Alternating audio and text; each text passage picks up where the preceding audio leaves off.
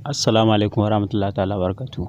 Darasin mu na yau zai nuna muku yadda za ku ke yin updating application na wayarku.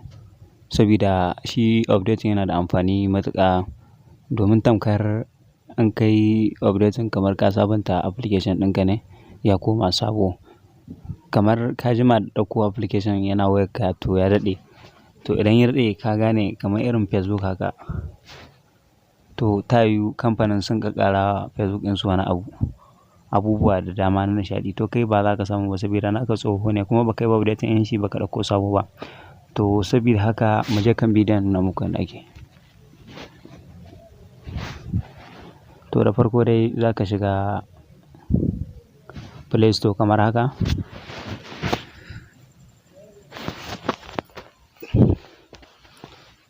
Yauwa bayan ka shigo Play Store kamar haka fuskar da zai fara nuna ma ita ce wannan. Abin da za ka yi a nan ga wasu wayoyin za ka ga daidai wajen wannan satin in za ka ga wa'ansu layuka uku nan za ka shiga. To amma to ba haka take ba. Ni inda zan zo in shiga shine wajen inda wannan account ina yake nan ne zan zo in shiga sai in danna kamar haka. Ya bayan na danna a nan zai kamo wannan zaɓuɓɓukan gabaki ɗayansu.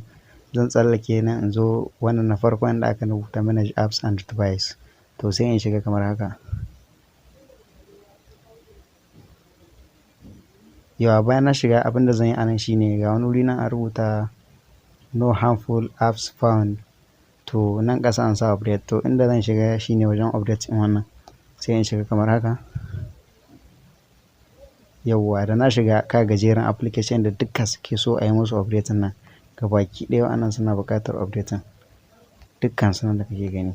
In na ga dama zan iya danna nan update all ɗin nan amma to hakan zai iya cinye min data sosai ko kuma ya sa in daɗe ina yi. Dan shi dama aikin sai an buɗe data ko kuma in daɗe ina jira.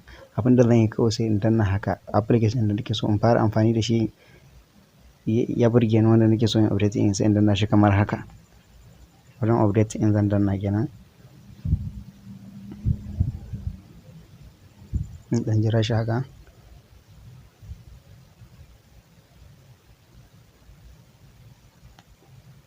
Yauwa to gashi nan sama kun gan shi nan sama yana yin updating yana yi.